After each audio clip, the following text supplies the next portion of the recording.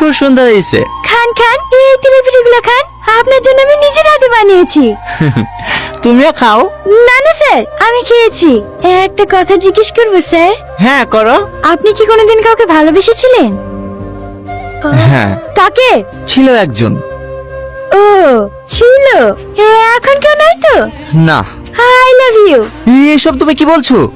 আমি আপনাকে অনেক ভালোবাসি, কিন্তু সাহস করে বলতে পারিনি। Do you love me? এটা কিভাবে সম্ভব? কেন সম্ভব না? আমি একজন কনস্টেবল বলে? না না, তার জন্য না। তাহলে তাহলে কি আমি দেখতে খারাপ? আমাকে কি আপনি পছন্দ হয় না?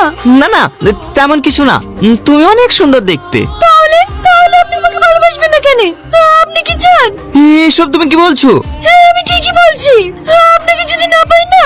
চুপ, একদম চুপ। তুমি মরে গেলে আমি কাখালি বাঁচবো। মানে? I love you two.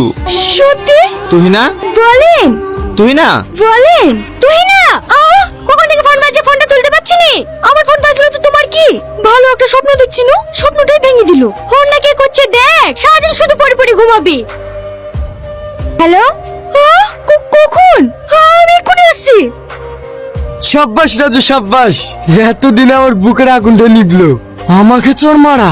হেইলে যা এনজয় করগা। ঠিক আছে দাদা, আপনিও রাতে এক পাক আসবেন, চম্পাকে নিয়ে আসবো। ঠিক আছে ঠিক আছে, সময় পেলে যাবো যা। আর শোন, চিনতে পারা বলতে গেলে সেভাবে কেউ চিনতে পারেনি। ওই পালিয়ে আসার সময় নুটুর মুখের কাপড়টা একটু খুলে গেছিল, তখনই মনে হয় প্রধানের বোন একটু দেখি ফেলিছে। এই কথাটা তুই আমাকে আগে জানাবি নি? ও যদি পারে সব বলে দেয়, সব সময় কাজে ছেলে মতো কাজ করে চলে আসবে, তারপরে পার্টি হবে। ঠিক আছে দাদা। তোকে হাজার বার করে বললো এখানে পোস্টিং লিস্ট দি, এখানে পোস্টিং লিস্ট দি। এই গ্রামের লোক ভালো না, তাও আমার কথা শুনলো না। আরে কিচ্ছু হয়নি, তুই ফাইল ফেলতে টেনশন করছো মা। না কিছু হয়নি, তোকে আর এই থানায় থাকতে হবে না। তুই আমাকে কথা দে, বড় সাহেবকে বলে অন্য থানায় বদলি করে নিবি। না না মা, আমার সাথে যে বেইমানি ও করেছে তার প্রতিশোধ না নেওয়া পর্যন্ত আমি এখান থেকে যাবো না। কাকিমা, ডাক্তার বাবু আপনাকে কেবিনে দেখা করতে বললেন।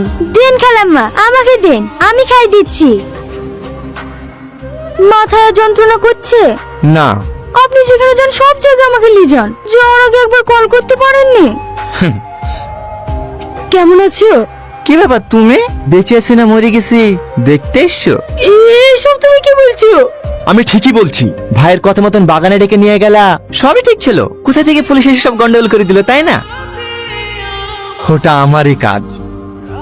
হ্যালো সামাদ, আমি সামনের বাগানে যাচ্ছি। ওখানে একটা মেয়ে সমস্যায় পড়েছে, তুমি তাদের ব্যাগা পাঠাও। তুমি আমাকে ভুল বুঝছো, আমি তো তোমাকে ভালোবাসি।